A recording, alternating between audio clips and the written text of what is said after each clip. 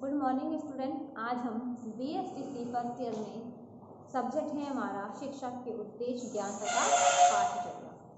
इसके अंतर्गत आज हम अध्ययन करेंगे आदर्शवादी विचारधारा के गुण और दोष। पूर्व की कक्षा में हमने आदर्शवादी विचारधारा क्या है, किन में विश्वास रखते थे, इसके बारे में अध्ययन किया था और इनके द्वारा क्या सिद्धांत कहे गए थे, इसके बारे में हम चर्चा कर चुके हैं। आज हम इसके गुण देखेंगे, जिसमें पहला गुण है बालकों में उत्तम चरित्र का निर्माण।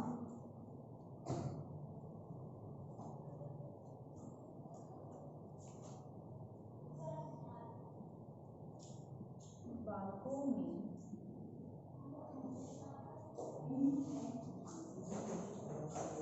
उत्तम चरित्र का निर्माण।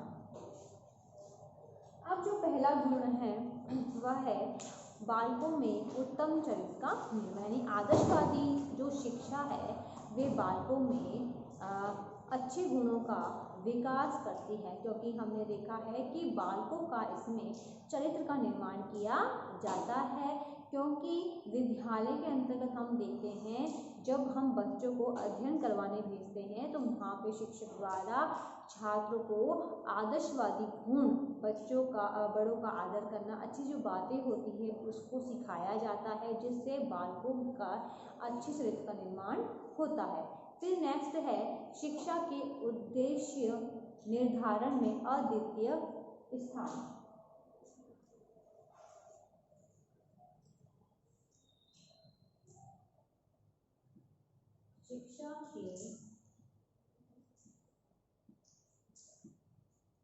शिक्षा के उद्देश्य निर्धारण में अद्वितीय स्थान। अब इसमें बताया गया है कि शिक्षा के क्षेत्र में जितनी दार्शनिक विचारधाराएं हैं उन सब में सबसे अच्छी अगर हम देखें तो कौन सी है, आदर्शवादी विचारधारा है। क्योंकि शिक्षा के अंतर्गत यह बहुत स्थान रखती है, क्योंकि हम इसके अंतर्गत छात्रों को अच्छे गुणों को सिखाने का प्रयास करते हैं। क्योंकि इसमें जब बच्चों को हम अच्छे गुणों को सिखाएंगे तो क्या होगा, बच्चों का स्वांगीण विकास होता है, बच्चे इस गुण को अच्छे से सीख पाते हैं। फिर है आत्मानुशासन का सिद्धांत।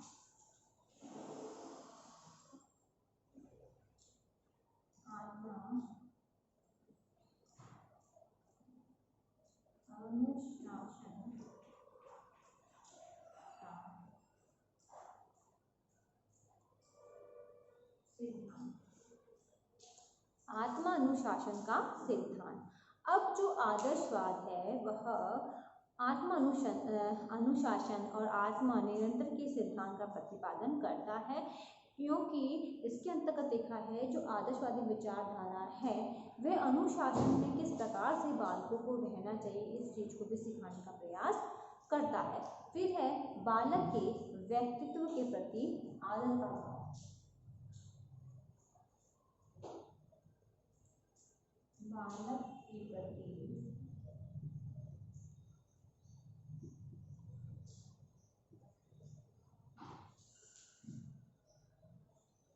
आदर का भाव। इसके अंतर्गत हम देखते हैं तो जो आदर्शवादी विचारधारा है वह बालक के व्यक्तित्व का समुचित अगर हम कहें तो आदर किया जाता है, कि बालक के व्यक्तित्व का अगर हम देखें विकास इसके अंतर्गत किया जाता है, जिसके अंतर्गत बालक अच्छे गुणों को, बड़ों के आदर को करना सीखता है। अब हम इसके देखते हैं दोष।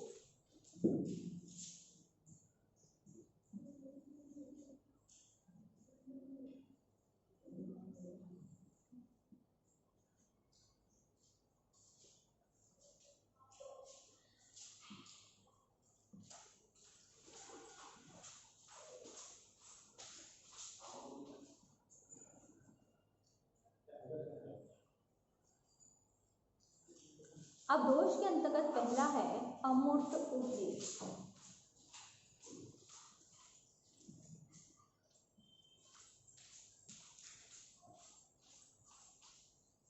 अंतर्गत हम देखते हैं आदर्शवादी शिक्षा के जो उद्देश्य है वह क्या है, अमूर्त है, जिसका संबंध किससे होता है, भविष्य से होता है। क्योंकि हम देखते हैं कि हमने देखा है जो आदर्शवादी चीज़ें बच्चों को सिखाई जाती है तो उसका उद्देश्य ये होता है कि बच्चा आदर्श चीज़ों को सीखे।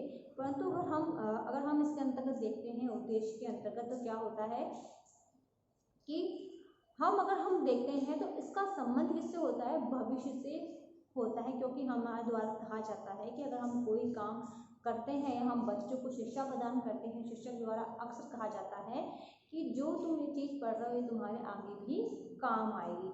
क्यों? क्योंकि हम जो सिलेबस, जो पाठ्यक्रम या जो भी टॉपिक पढ़ते हैं उसका डिटेल्स रूप में बड़ी कक्षाओं में दिया जाता है, जिसको अध्ययन करने में हमें आसानी हो जाती है। फिर है हमारा आध्यात्मिक उद्देश्य।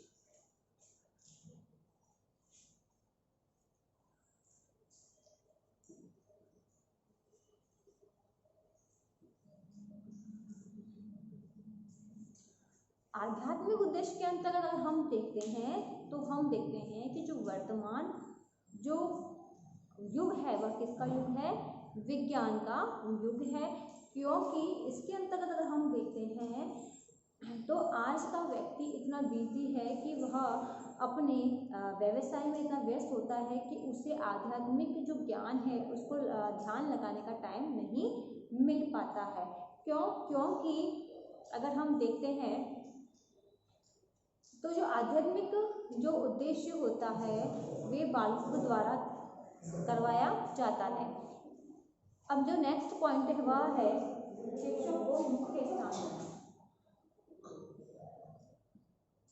शिक्षक को मुख्य स्थान देना। अब हम आदर्शवादी विचारधारा के अंतर्गत देखते हैं तो शिक्षक को मुख्य स्थान देना चाहिए। क्योंकि हम देखते हैं कि जो वर्तमान समय की जो शिक्षा है वह बालक केंद्रित शिक्षा है। परंतु अगर हम देखें तो हम जब रिसर्च करते हैं इसके ऊपर पता चलता है कि बालक के विकास हेतु बाल केंद्रित जो शिक्षा है उसको सर्वोत्तम माना गया है। और अगर हम बाल केंद्रित शिक्षा के द्वारा छात्रों को नहीं पढ़ाते हैं तो क्या होता है कि उन्हें जो शिक्षण कार्य है, शिक्षा है, वे उस पर अच्छे से वह पढ़ नहीं पाते हैं, उन्हें समस्या उत्पन्न होती है। जबकि आदर्शवाद में अगर हम देखे हैं तो शिक्षक को मुख्य और बालक को गौण ऐसा दिया गया है। फिर जो नेक्स्ट है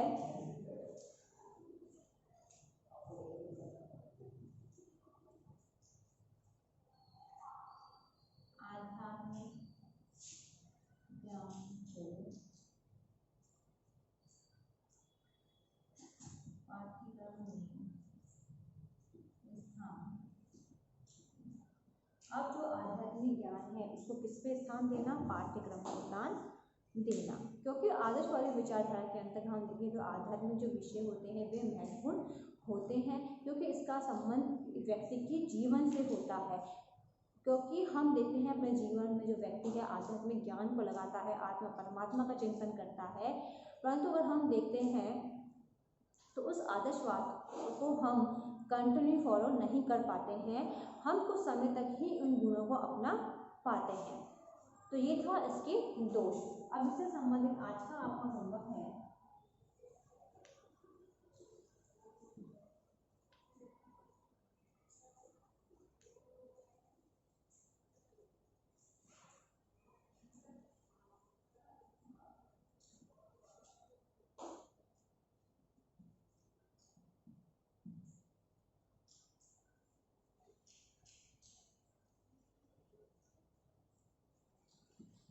आदर्शवादी विचारधारा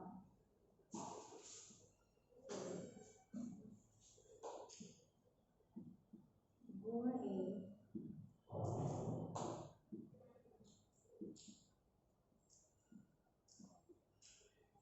दोष बताइए।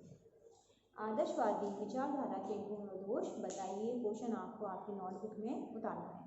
अंत में एक विशेष बात, जैसा कि आप सभी को पता है कि देश में कोरोना ऐसी महामारी बहुत फैल रही है, इसे सुरक्षित रहने के लिए मास्क लगाइए, हाथों को सैनिटाइजर करिए। यदि आप बाहर जाते हैं, किसी व्यक्ति कांटेक्ट में आते हैं तो कम से कम 6 फीट की दूरी बनाए रखिए। धन्यवाद।